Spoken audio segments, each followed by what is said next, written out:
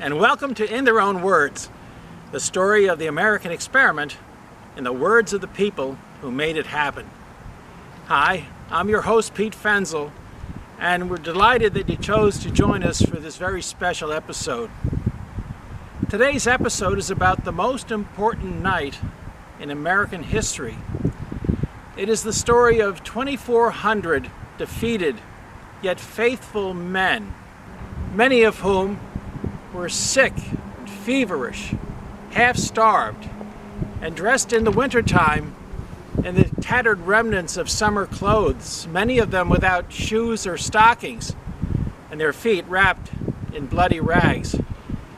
It's the story of a love for American liberty so great and so unquenchable that these 2,400 did the impossible and changed the course of human history forever. And it all started right here on this soil. So for the next few minutes, open your hearts. Feel their suffering, their devotion, and their victory and their joy. So let me set the stage for the story. Our infant republic was dying.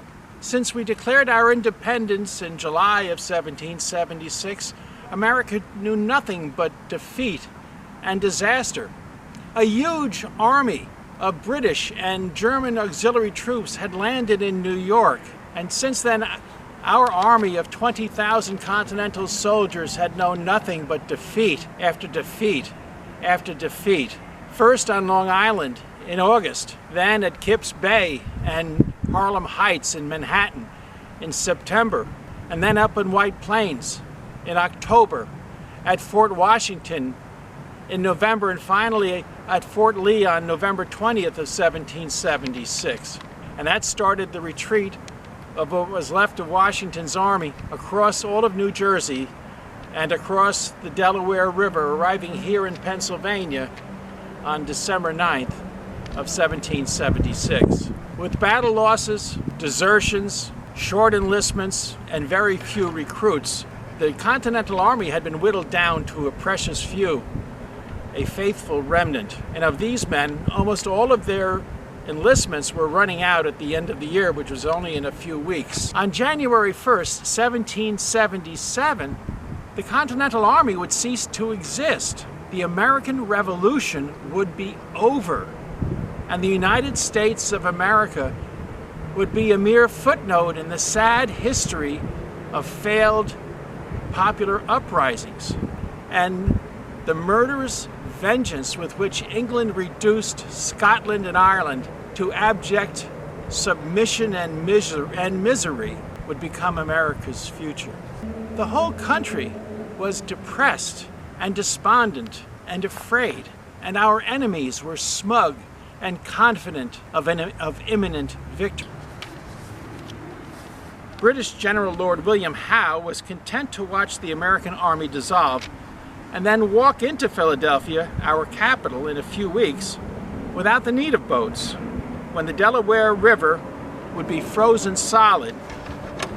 And so General Howe established outposts throughout New Jersey to control the state and to suppress American patriots.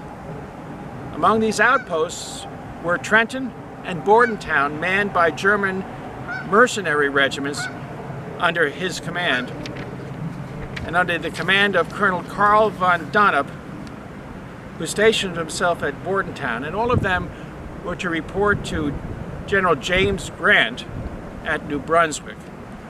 Now keep all of this in the back of your mind when we get to the battle. Meanwhile, Washington's little army was scattered for about 30 miles on the shore here of the Delaware to guard against a crossing by the British. These faithful few were here by a Darwinian winnowing process. The Sunshine Soldiers and the Summer Patriots had gone, and what was left were the true believers in the American cause, and even of these, their enlistments would run out at the year's end. General Washington, whose neck would be the first fitted to a hangman's noose, had no illusions of the Army's desperate straits. And he wrote to his brother Samuel on December 18th, "I have no doubt but that General Howe will still make an attempt upon Philadelphia this winter. I see nothing to oppose him in a fortnight hence, as the time of all the troops, except those of Virginia, reduced almost to nothing, and Smallwood's regiment of Maryland, equally as bad, will expire in less than that time.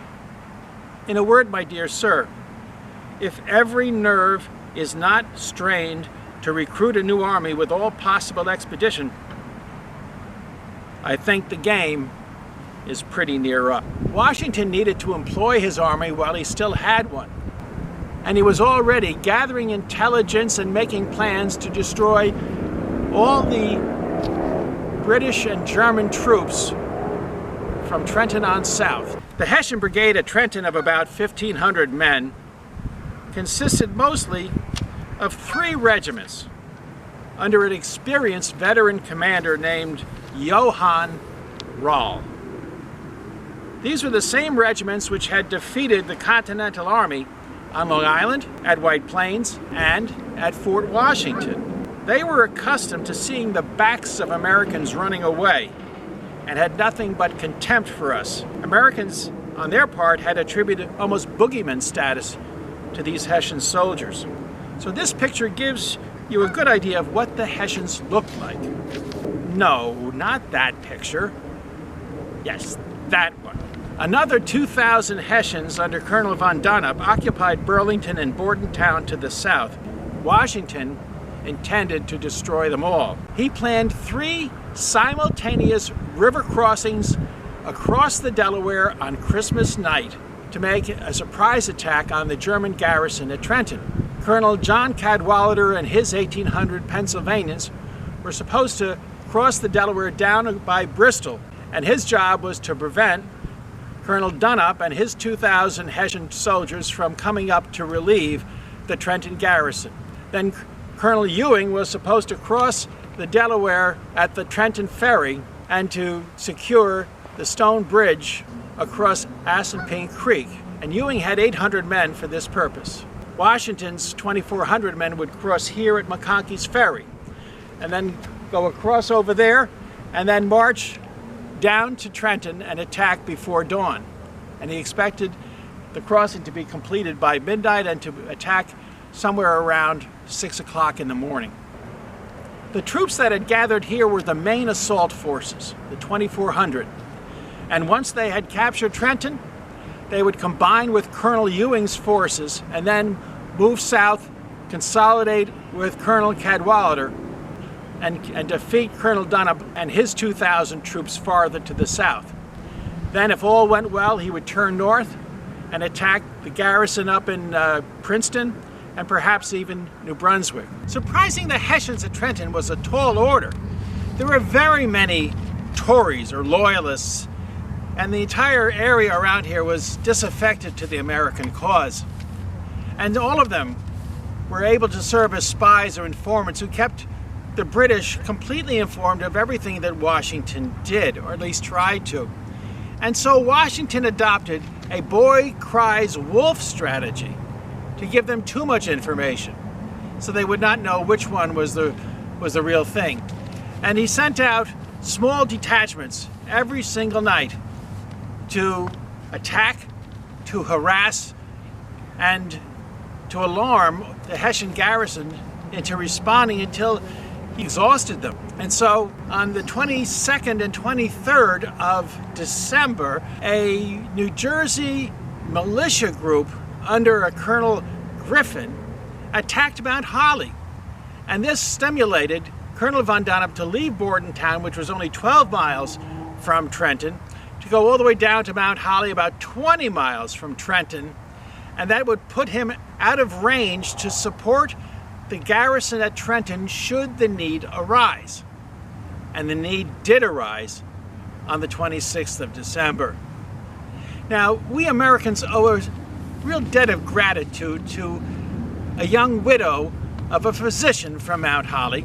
She may have been an American agent, but her affections kept Colonel von Donop and therefore his 2,000 Hessians, at Mount Holly for several days. And so, on Christmas night, while Colonel von Donop was in the throes of uxorious splendor, Washington crossed the Delaware.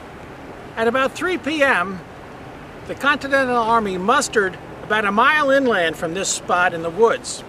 And then after dark, at about 5 p.m., they moved forward here to the side of the river and began embarkation on the boats that would take them across to the Jersey side. Now, it was pitch black back then, and they could not see the other side of the river. Just like apparently today in the fog, we can't see the other side either. But they were loaded into what is called Durham boats. And these boats were about 40 foot long. They were like very long canoes with flat bottoms and very heavy duty that could carry pig iron and ore down from northern New Jersey, down the Delaware, down to Philadelphia. But on this night, each one of these boats would carry about 35 scarecrow-like soldiers on their way across to the Jersey side to begin their march to Trenton.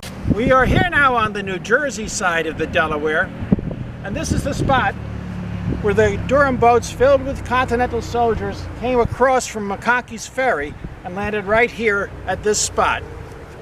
The men who prevented the ice from crushing the boats were the 14th Massachusetts Marblehead fishermen, the same fellows who had saved Washington's army by ferrying them across from Long Island to Manhattan after the loss of the Battle of Long Island.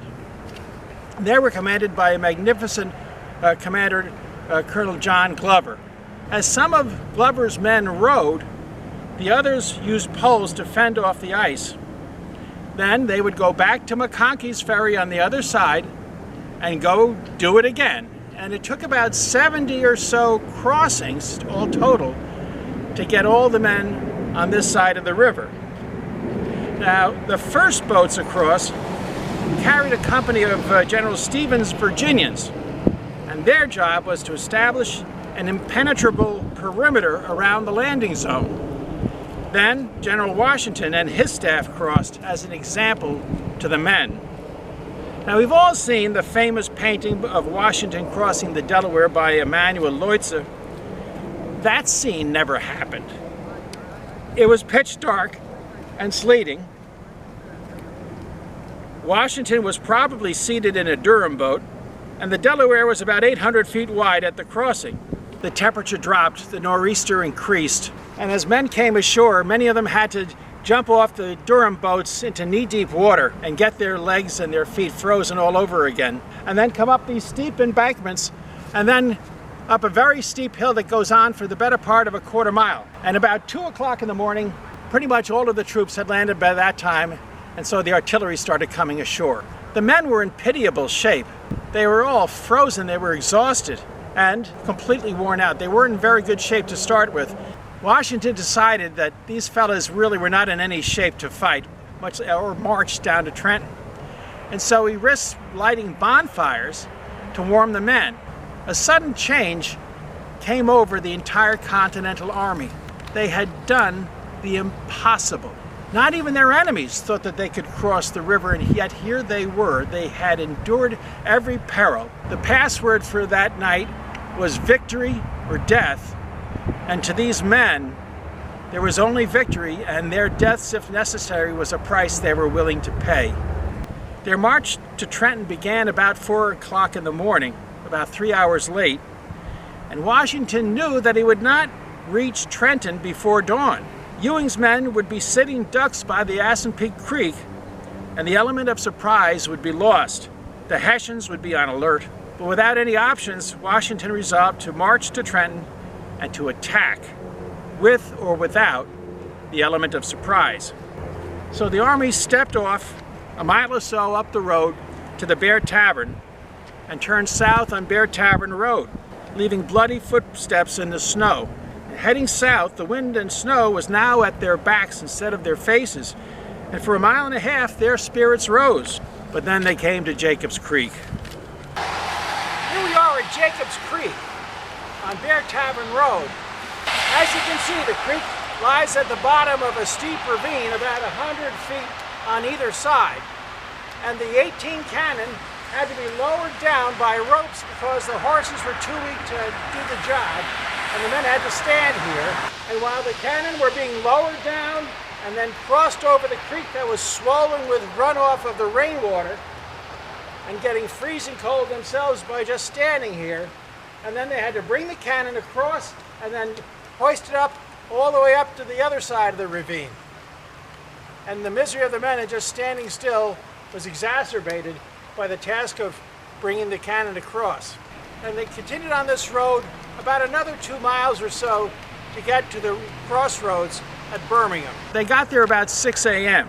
Washington abandoned any hope of a surprise attack with dawn only about an hour away and 5 more miles to march. At this crossroads, the army split in half. The 1st Division, commanded by General John Sullivan, would remain on Bear Tavern Road and march into the lower part of Trenton near the Delaware River. Sullivan's division would enter the town close to the river from the northwest.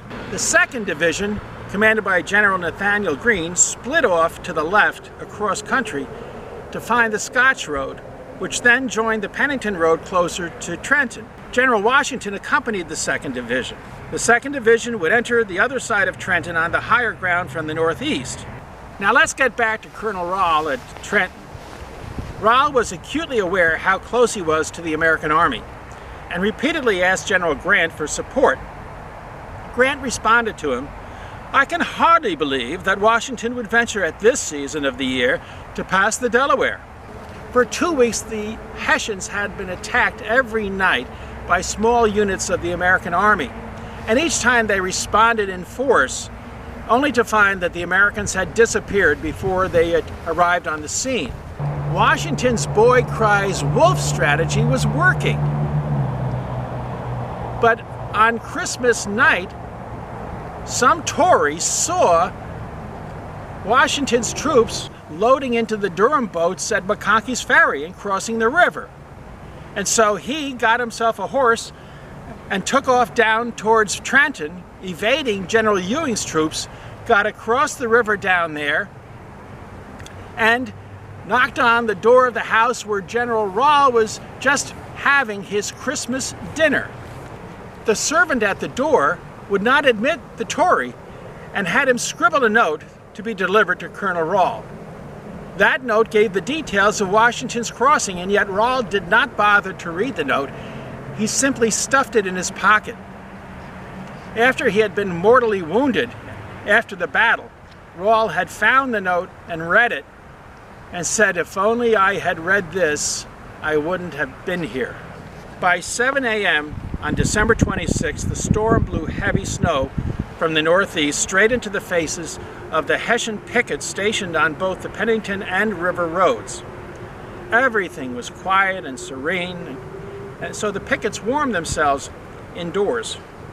But at 8 a.m., a picket from the Pennington Road pickets observed the ghost-like appearance through the heavy snowfall of ragged troops advancing on his post. Shots were fired, and the pickets made an orderly withdrawal back into the town. 3 minutes later, at precisely 8:03, General Washington heard shots coming from the south. General Sullivan's division had arrived exactly at the same time, and Washington was ecstatic. Trenton was still asleep. Washington had achieved tactical surprise, and he instantly exploited this advantage and never yielded the initiative thereafter. Now, the purpose of this video is to tell the story of how the American experiment was saved from extinction. So we will paint the battle with a broader brush so that you may see how, within the crucible of this battle, the men, the Revolutionary War, and the story of humanity was changed.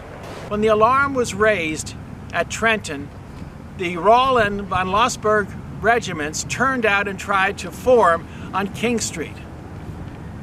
But 19-year-old artillery captain Alexander Hamilton's cannons broke their formations, and General Hugh Mercer's Virginians poured fire into the Hessian ranks from the empty houses on the west side of King Street. The Hessians tried to advance 2 cannons up King Street, just past where Perry's Creek crosses King Street. And they started throwing a few rounds into the Americans. But Colonel Stephen ordered Captain William Washington's company to go down and take those cannons. And so the Virginians went down the side of King Street, hooping and hollering like a war party. And they got to the cannons just before the Hessians were able to load canister. They were fully charged, but they had not yet loaded the canister round into the cannons and fired. Well, we took the cannons, turned them around, loaded with canister, and put some heat into the backs of the Hessians who were running like rabbits to get down and across the Assunpink Creek. Now in this action, young Lieutenant Jim Monroe was shot in the shoulder and it severed an artery.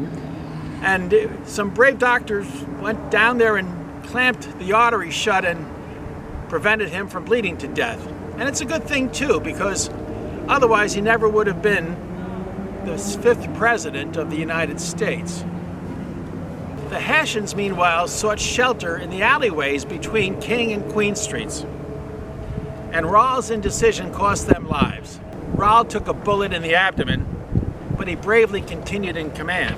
Meanwhile, Sullivan's men pushed aggressively against Kniphausen's regiment, which was housed by Queen Street on 2nd Street. The Americans threw themselves into the enemy and competed with each other to advance the farthest, screaming at the top of the lungs, "These are the times that try men's souls." They took heart from the opening words of Thomas Paine's pamphlet, The American Crisis, which Washington had read to the troops 2 days earlier.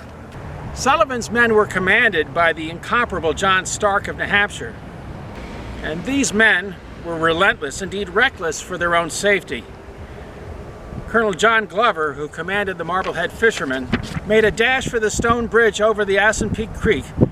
He then set up artillery south of the creek and pounded the Kniphausen regiment.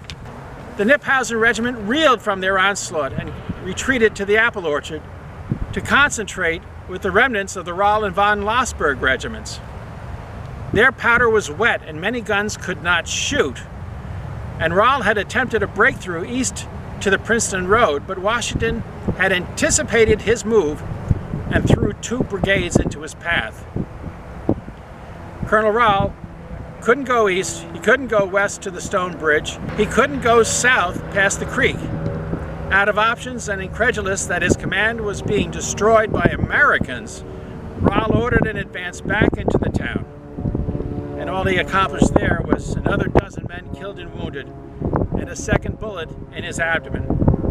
Rahl fell from his horse and was carried into a church, mortally wounded. The Rahl and von Lossberg regiments fled again to the apple orchard, where they surrendered. The Kniphausen regiment was stuck against the southwest turn of the Assunpink Creek, bogged down in marshy ground. They had nowhere to go, but they refused to surrender, and so Lieutenant Wiederhold, the same fellow who commanded the Pennington Road picket, told General St. Clair of the refusal.